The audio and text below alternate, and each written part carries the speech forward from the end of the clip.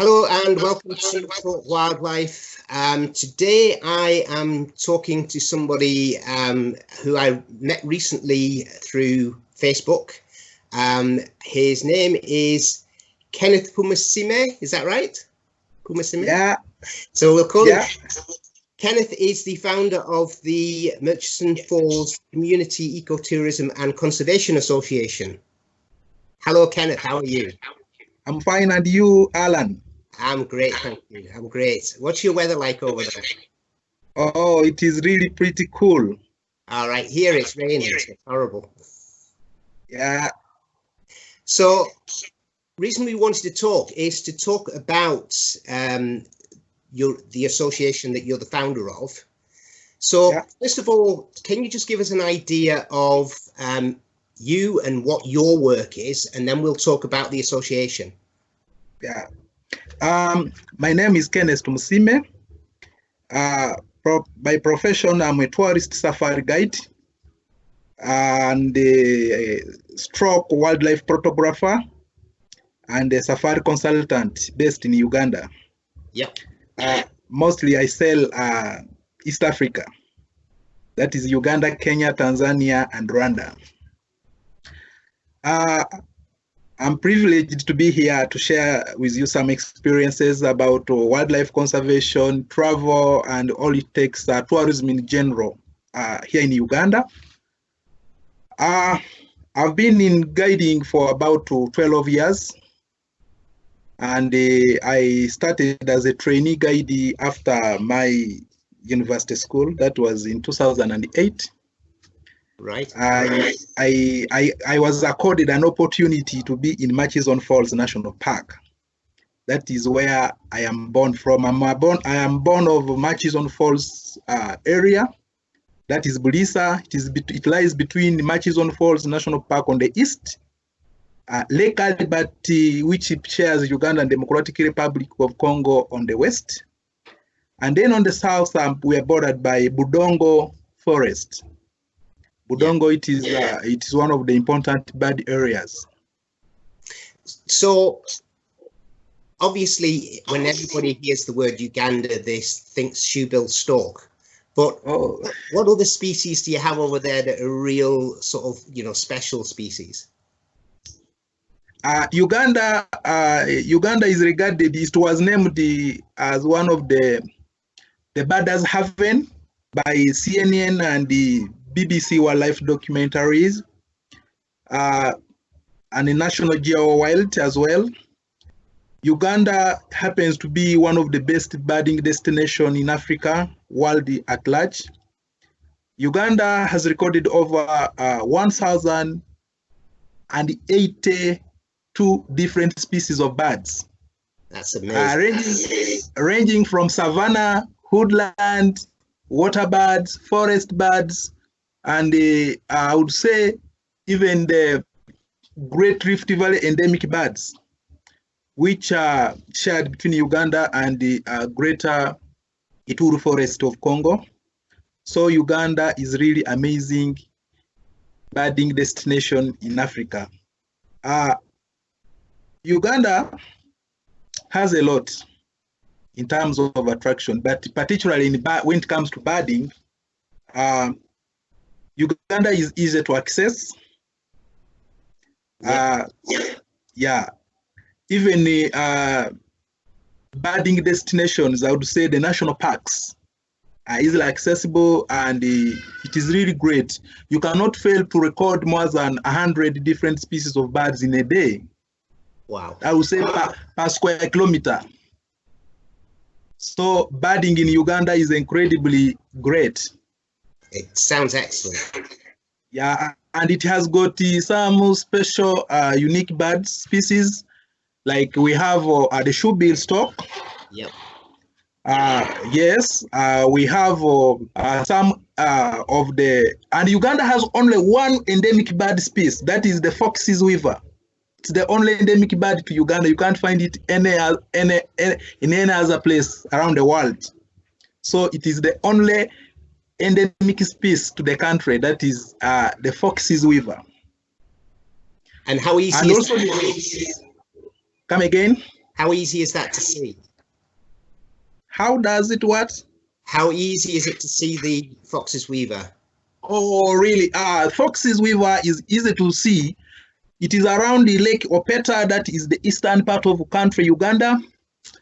Lake Opeta, Lake Bisina, actually around that area. So it is easy to access. That is the only region in Uganda where you can find it, not any other part of the country. So, so many birders and so many tour operators and bird guides, they have developed itineraries, including Eastern Uganda being one of the hot birding spots. So, and also there are some birds as well, like when you go to Bwindi Impenetrable Forest National Park, mainly known for the mountain gorillas. So yeah. It is also another important birding area in Uganda. It has got some special unique birds, like we have the broad green bill. Mm-hmm. We have the handsome francolin. We have the black bee eaters, the Renzori tracos, and some other different species of birds, which makes Uganda a unique and a special birding destination in the world. And also, you work at Murchison Falls, yeah? Yeah, in Murchison Falls, I have a project. And what's the habitat like around Murchison Falls? What habitat? Murchison Falls, it's a unique place. It lies in an area where it is a Ramsar site. It is a wetland system area, so we call it that Ramsar site of Murchison stretches from the bottom of Murchison Falls to Lake Albert, to the delta. Delta is a point where River Nile, Victoria Nile, joins Lake Albert and comes out as Albert Nile. Yeah. So that point is a very good breeding area for wetland birds, especially the shoebill. Mm-hmm. That's where you find the biggest of shoebill. And that area alone has more than 30 pairs. It is between 30 to 60 pairs of shoebill. On my trips, there's one I did with some great friends of mine from Colorado in US. We spotted the 4 pairs. Those were actually, there were six pairs, 12 shoebills in a single spot, which I had never seen in life before. So, and also that area, when you get to the lake, the waters are not protected. So the communities, they utilize that area. The fishermen, people who do art and crafts like weaving, mats and what. So they utilize that area. So where that habitat is really on this side of the park, it is protected, but again on the other side, it is not protected. So that means communities, they utilize that area, and that means shoebill, it is at the high risk. Mm-hmm. Yeah. Yes. Yeah. So within that, being within that area, shoebill is very much disturbed. In other words, so I was still telling you right from the beginning about how I joined tourism and how I came up with Murchison Falls and shoebill stock project. So during my time, I worked in Murchison Falls for about 8 years. Mm-hmm. As a site guide, and we were concentrated on water. Then I decided to space. So I picked interest in birding, in birds. I was trained as a bird guide. Within that area, during the entire course of my trips and all that it takes, I identified some issues which needed to be addressed urgently, or else the wildlife and the birds around that area were in danger. So that is when I decided to start up the Murchison Falls Community Ecotourism and Conservation Association. Being in a way that when I started traveling to other national parks within Uganda, I realized that communities were benefiting directly from tourism, but people around Murchison Falls were not really benefiting directly from tourism. Then, being the native of that area, I said, let me commit myself and get involved to see that my people have tapped from tourism. Yeah, that's when I started up Murchison. I started it when I was still working in Murchison Falls National Park, but I never had time for it because remember I was working. I was always occupied and scheduled, and so it was really hard for me to give time to the Murchison Falls Community Ecotourism. So after I decided to resign from my previous work, I resigned. Then that's when I started now putting much emphasis on the project. So when I got back home, because from my home village to the park, I may say to the park headquarters, you can foot, it is walkable distance. So when I left, I decided to commit myself. Now I had already connection and the network with different people, especially in tourism and conservation area. I got involved. I contacted them for advice, and what they asked, they said, yeah, that is a very good innovation. That is a very good approach. Actually, we need people like you to really see that the conservation and the tourism, they work hand in hand to benefit from each other. So that's when. So tell us two things. Number one, how does it work? So what is it? And number two, how does it get its funding? Where does the money come from? Oh, exactly. Murchison Falls Community Ecotourism and Conservation Association, that is METCAS in brief. It was founded in 2009, but fully registered as a community-based organization with Bulisa District Local Government in 2010. METCAS, that is Murchison Falls Community Ecotourism. As I told you, it is in brief. When I say METCAS, I'm meaning Murchison Falls Community Ecotourism and Conservation Association. Yep. That association actually, after I left Murchison Falls National Park, I realized that now we need to put much emphasis into this. And I dreamt that it would work. That's when I came up with some programs. Now I was like, now this project, this association, it is new. We don't know about it. We don't have funds. We don't have anything. What can we do to see that the program works and the communities realizes the benefit and value for it? So that's when I, with my co-founder, who is currently working with oil company in Uganda here, called Kenneth Tumusiime. We registered it. After registering it, we opened the office. Then we were like, now, office does not mean the building. Yeah. We need a functional office. What makes an office? Now we sat down and we decided on what should be done. We looked at the priority key areas which were urgently needed in place to see that really the project kicks off and we see people getting into. So with that, we mobilized the community members, and the community members were very happy. We looked at the exporters. People were getting involved in poaching. Yeah. Yes, we looked at youth, those who dropped out of the school. Then we also we looked at women. Then finally, we said, no, let us now make it open for everyone.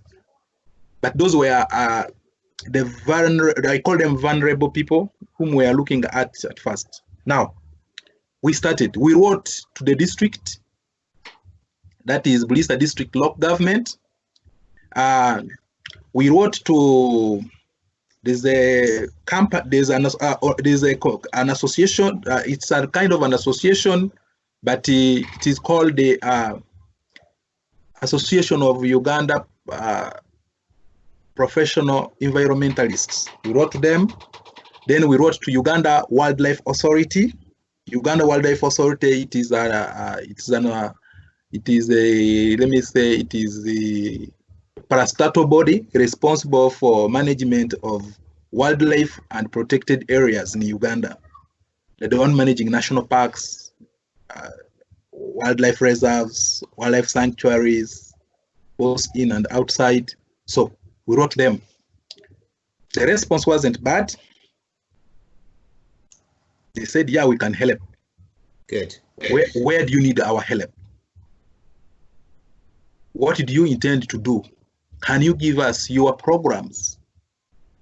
Then we wrote down again. They invited us. Me and my co-founder, we went to the park headquarters. We discussed with them. They told us to get back to the communities, mobilize the communities, because even the park itself, the park management, or Uganda Wildlife Authority, they had in place by then, which is still working, the community conservation programs. They were helping communities neighboring national park protected areas to see that because national parks can't be managed in isolation of neighboring communities. So they got involved. The first kick, we mobilized members. Members contributed some money. That was a registration fee to get registered, and then from there they gave us that is 4 million Ugandan shillings, which is about 600, about 1,800 US dollars for the start. Mm-hmm. Then we're like, yeah, this money can work for us. Then we're like, now we're like, what can we do? Because now they wanted us to do more into environmentally sustainable activities. Then we're like, what can we do? We are people around the park, they are crying always. Vermin animals are crossing from the national parks and reserves, cross the community land, destroy their crops. That's one. And they are not compensated. Secondly, animals cross from the park to the community land, like wounded buffaloes, they injure, they kill people. Hippos in the water, they cross at night in the waters, they knock canoes, they break canoes, they kill people. Now, what can we do? We're like, okay, from the experience and some little knowledge I had about conservation, I was like, okay, what we have to do, I think beekeeping can work for us. Because these beehives, we shall erect them at the boundary of the park, whereby animals, if these when the bees get into the hives, animals cannot cross from the park to community land. When they happen to get closer to these bees, they will sting them, especially elephants, baboons, and other animals. Then my colleagues were like, yeah, that is a very good idea, and it is cheaper to manage. Yeah, okay.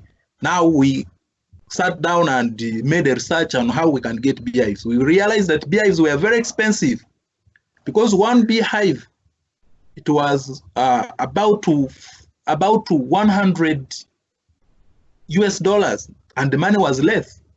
Now we're like, okay. Then I told my colleagues, I think I have a friend who is working with Uganda Wildlife Authority in this same project, and they are doing very well. Let me take time to mobilize with him so that he takes me to one of the projects where this is working. I went there, I visited the project, I saw people were doing very well. I asked them, how do you do it? We're like, oh, this is how we do it. I spent almost 1 week with them learning. Then I was like, okay. Then I came back, I told my colleagues, you know what? I have got an idea. I have someone who can make for us hives, beehives. Then this person came. I invited him, paid for, I facilitated him, he came. He was very happy. I mobilized the members, communities, they got mobilized, they came. We had a meeting. This guy, briefed them on what they do. Oh man, it was really interesting. So this person was like, you people, you can make you can make many hives without spending a lot. Then we are like, how? He said, oh, that one is a very simple logic. I'm going to train you, your members within, they will make hives themselves. I was like, but it is impossible. These people don't have any idea. He was like, it is workable. It will work. And that's what we did. He came, we sat with him, we made a calculation, we bought materials, nails, timbers, and iron sheets. Then we sat, people were trained on how to manage beehives, on how to harvest. I myself, I got involved, but I can make beehives. I can harvest honey. So he trained us, we made beehives. Then we invited the park management, the authority, for a meeting with them. Oh, they were so much excited and happy. Said, oh, we're going to support you. When you are ready to do this, we're going to sign even a MOU, Memorandum of Understanding. Yeah, then from there, we signed the MOU. When time reached for erecting the hives, we erected the hives. They gave us a space inside the national park, Murchison Falls National Park. So we erected our hives there. And as I'm talking now, only that because of lockdown and I was recent, I had got a safari in Tanzania and Kenya. I have not got time, but I'm in touch with people on the ground. The bees, they are full, they need to be harvested. The first harvest, the trial, we harvested over 60 liters of honey, organic honey. But currently, we are looking forward to see we increase on our production. To increase on the production, we need support, because really Uganda is one of the countries, as you know from the history, it's one of the few African countries. It is a landlocked country, that's one. Secondly, before it was disturbed by insurgents, but the current government has worked it upon. Uganda is one of the safest and stable countries. Since the tourism is just picking up in the country, tourists do come, they visit our site, but because people are not yet exposed and we are lacking a lot still, and I'm not always on the ground, I'm always in the field here and there. I only get on the ground when there's a very serious need. So briefly, that's it. So how important is it that people come and visit Murchison Falls? How important is it to the local people? Murchison Falls National Park? Yeah, how important is it that people come? Because there's a lot of people saying you shouldn't travel because of global warming. But if you don't travel because of global warming, then projects like yours will suffer. So people need to visit your projects. Is that right? Yes, that's very right. It is important in the way that when tourists come, mostly communities in Uganda, neighboring national parks, they only survive because of tourists. Mm-hmm. When tourists don't come in countries like Uganda, definitely communities around national parks are suffering a lot. Yeah. As I'm talking right now, I've got some communication. Even some people are failing to get what to feed on, because these are people who yes, they get involved in agriculture, they dig, but their crops are always destroyed by wildlife, by animals. But when tourists comes, they visit these community projects, because people have been trained on how to make handcrafts. They sell these handcrafts to tourists. They perform cultural dances. Tourists go for community experiences. When tourists comes, they spend money within the communities. They don't take it back, because they come when they have budgeted to spend it. They come when they know we are going to visit this group of people in this area. They spend money. But when tourists are not coming, then everything is going to be locked down. I'm very sure even crime rates can increase. Poverty is going to kill people. That's one. Secondly, wildlife itself, people managing and keeping these animals, they get paid. Where they get money from? Tourists, when they come through tourism revenue, that's how they get their salaries. That's how they get their incentives. That's how they get money to buy medicine to treat these sick animals. Research is carried out through money got from tourists and all the activities.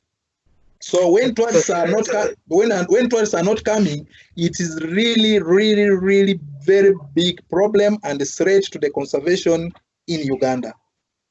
Yeah, that's a really important message, because I think people need to understand that that it is a major contributor to your economy that people come, but not only to the economy, to, as you said, to the conservation of the wildlife, to the local community. Yeah.